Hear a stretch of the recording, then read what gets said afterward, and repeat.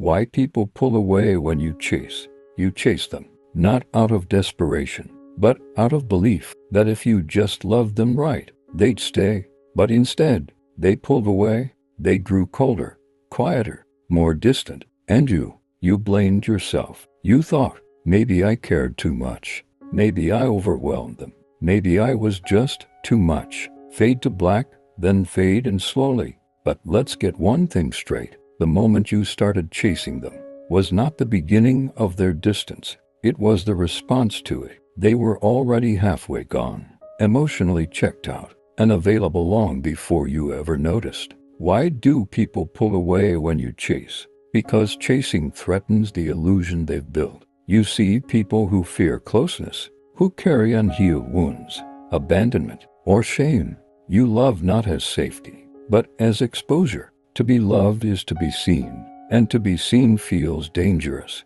when the version of yourself you carry is still wrapped in wounds you've never dared unwrap. So they recoil, not because you are unworthy, but because your love holds up a mirror. And some people are terrified of their own reflection. Let's go deeper, Carl Jung style. Jung once said, people will do anything, no matter how absurd, to avoid facing their own soul. When you love someone deeply, consistently, without games, you unconsciously invite them to confront the parts of themselves they've kept hidden, their insecurity, their unworthiness, their patterns, their trauma. You see them, you touch the very places they've kept hidden for years.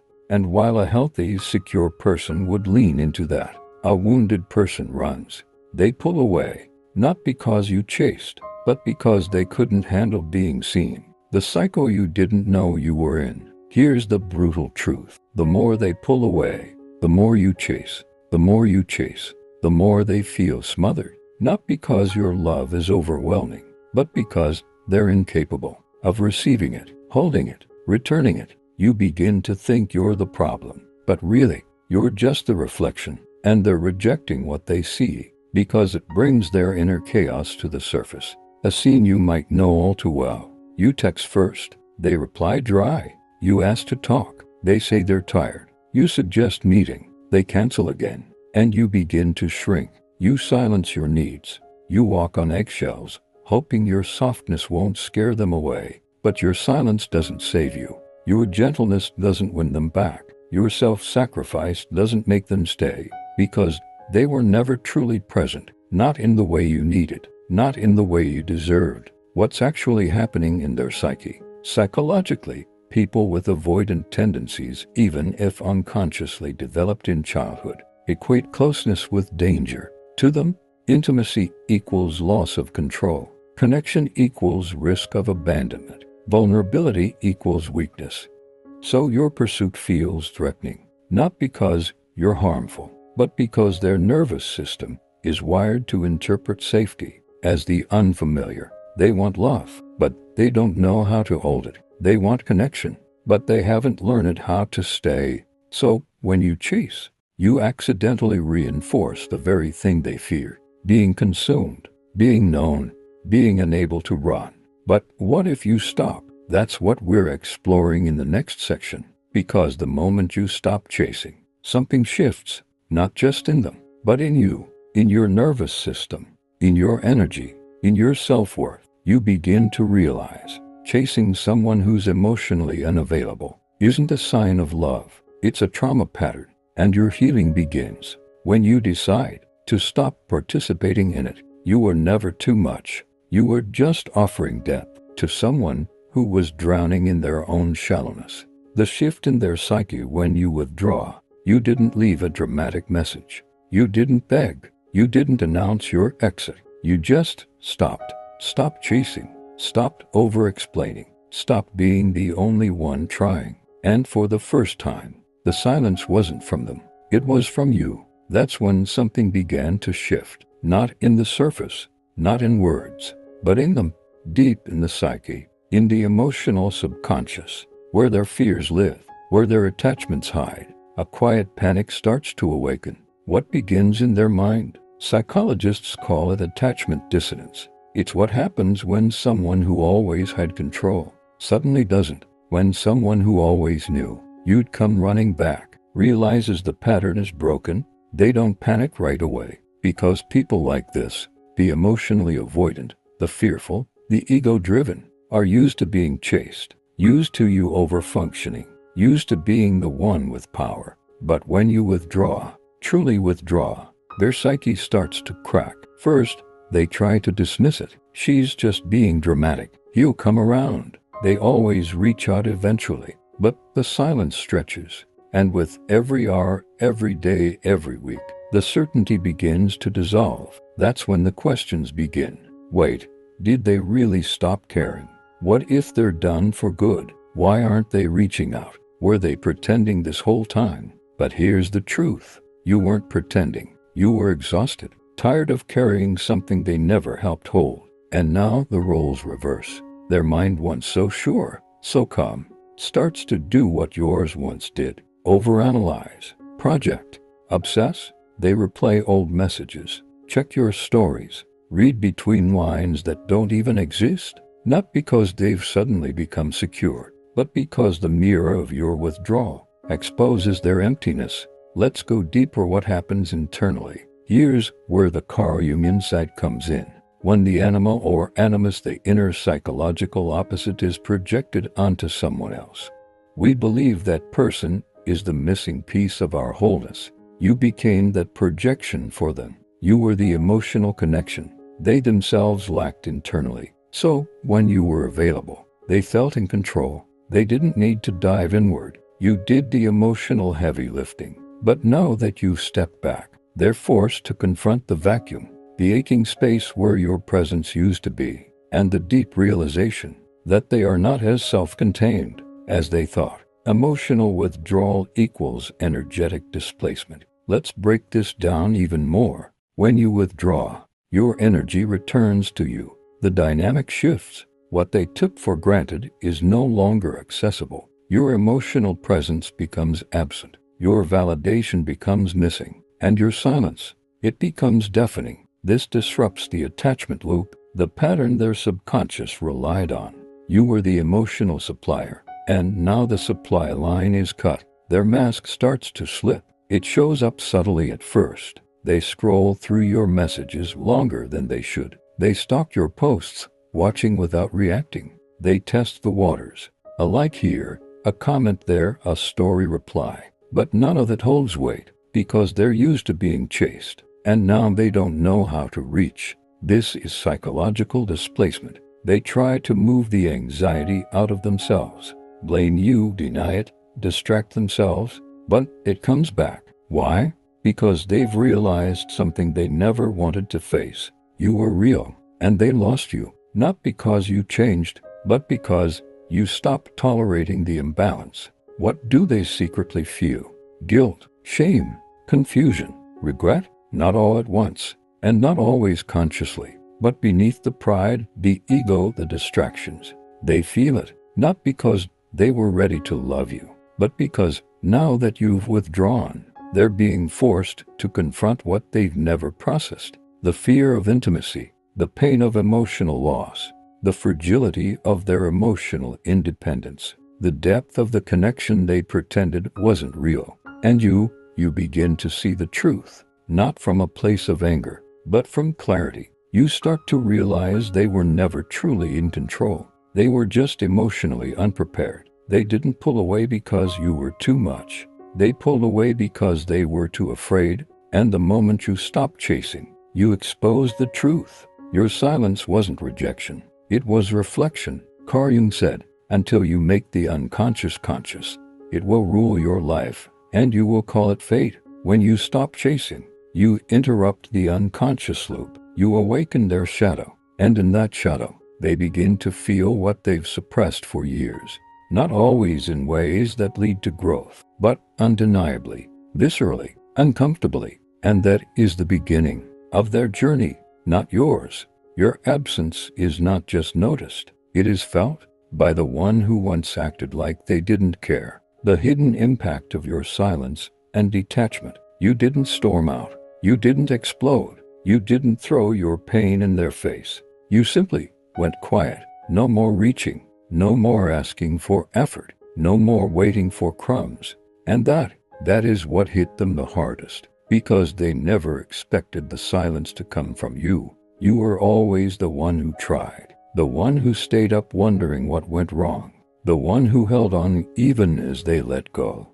But now, there are no more calls, no more just checking in, no more reassurance that they're still wanted, and for the first time, they're left to sit with the echo of your absence. The illusion of power breaks. They thought they had the upper hand, not because they were cruel, but because your energy made it easy. They didn't have to show up consistently. You'd reach out, you'd initiate, you'd forgive quickly, without demanding real accountability. But silence, your silence, strips away their illusion of control. It shifts the dynamic. What once was predictable is now uncertain. What once was secured by your emotional labor is now unknown. What happens psychologically? Your detachment triggers what psychologists call an emotional correction. When a person is used to being chased, they build their sense of self-worth around being desired, wanted, pursued. But when the pursuit ends,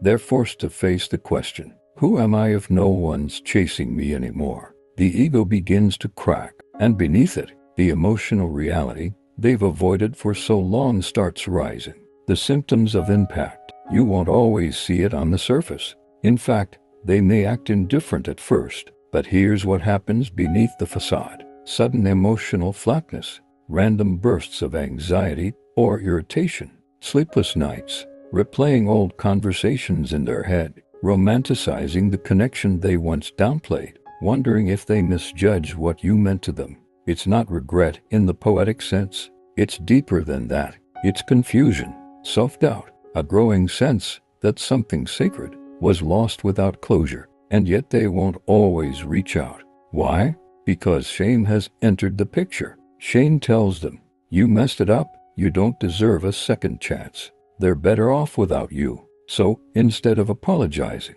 they lurk, they scroll, they test the waters without fully diving in. You may see a sudden like on an old photo, a vague message, hey, how've you been? A follow-unfollow pattern, but none of it feels grounded, because it isn't. They're still wrestling, not just with the loss of you, but with what your absence says about them.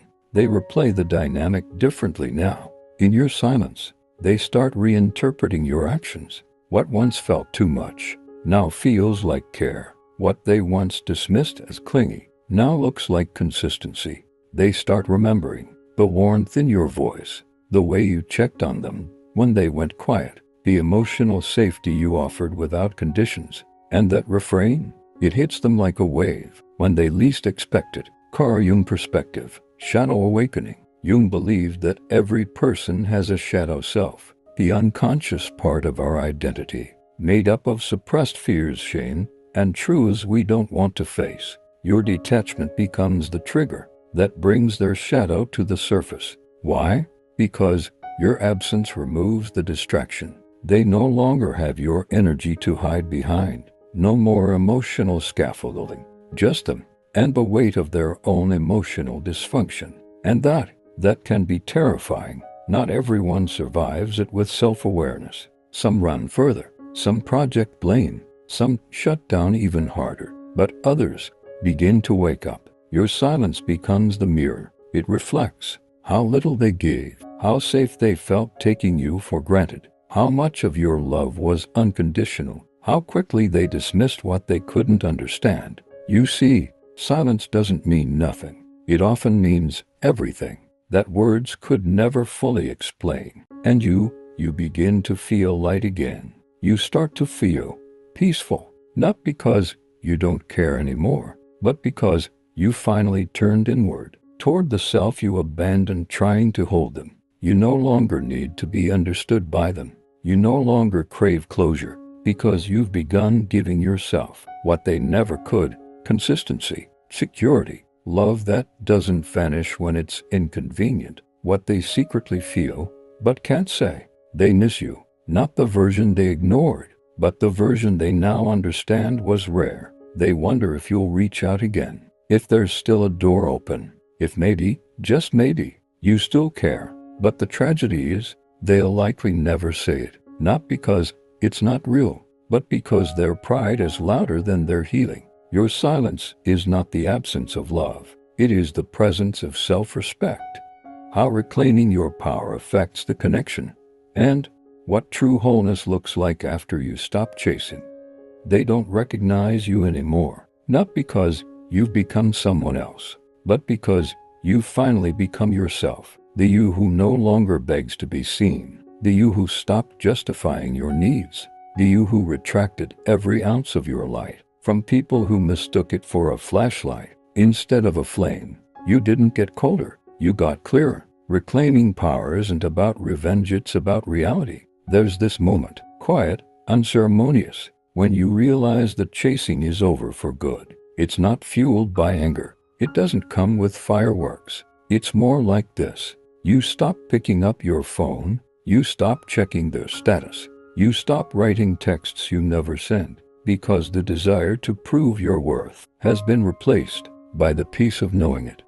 Psychologically, here's what happens. You shift from a trauma response to a secure identity. You go from, if I love them enough, they'll choose me, to, if they can't hold love, that's not my burden to carry. You go from, why wasn't I enough, to, why did I spend so long believing I wasn't? And here's what changes in them. They no longer feel entitled to your presence. They start noticing the contrast, because something is missing now. Something they can't replicate, replace, or fake. Your energy, your care, your deep presence, and their awareness of what they lost doesn't hit like lightning. It builds like a storm. The tension between regret and resistance. They might reach out, but not with clarity, with confusion. Hey stranger, I just wanted to check on you. Hope you're good. They fish, because confronting the depth of what they lost requires more vulnerability than they've ever given. But by now, you've outgrown crumbs. Carl Jung would say, wholeness is not achieved by cutting off a portion of one's being, but by integration. And that's the work you're doing now. You're integrating your wounds, your worth, your wisdom, no longer trying to be the one who fixes others. You now hold space for yourself. What true wholeness looks like after you stop chasing. 1. You stop searching for closure from people who never gave you clarity. You become your own closure. You tell yourself the truth. They saw your value. They just weren't ready to hold it. 2. You set boundaries with grace, not guilt. Saying no doesn't make you hard. It makes you whole. 3. You detach with love, not the cold kind, but the kind that honors your heart without making it someone else's responsibility. 4. You trust energy over effort. If someone makes you feel like you have to beg for emotional crumbs, you leave the table. 5. You stop fantasizing about their potential. You accept the reality they showed you and make peace with the love you gave, never being returned in kind. And slowly, life starts to feel lighter. You laugh more. You sleep easier. You don't constantly scan for their name. You no longer mold yourself into shapes that fit someone else's emptiness, because you've realized something profound. The kind of love you want doesn't require chasing. It flows. It meets you where you are. It speaks your language without you having to translate your soul. And if they ever return, you don't hate them. You just don't need them. Not because you're bitter, but because your healing closed a door that their apology can't reopen. What you now understand, you weren't too much. You were exactly enough for the right kind of love. You just offered it to someone who had no idea what to do with it. And now that you've stopped chasing, you've cleared the space for something deeper to arrive. Not just love from another, but love from within. You were never chasing them. You were chasing a version of yourself that thought love had to be earned. If this spoke to something deep in you, if you've stopped chasing and started healing, then share your story in the comments. Let someone else know they're not alone. Let your voice be part of someone else's awakening. Drop a comment. Subscribe for more insight like this. Share this with someone who needs to stop chasing and start returning to themselves.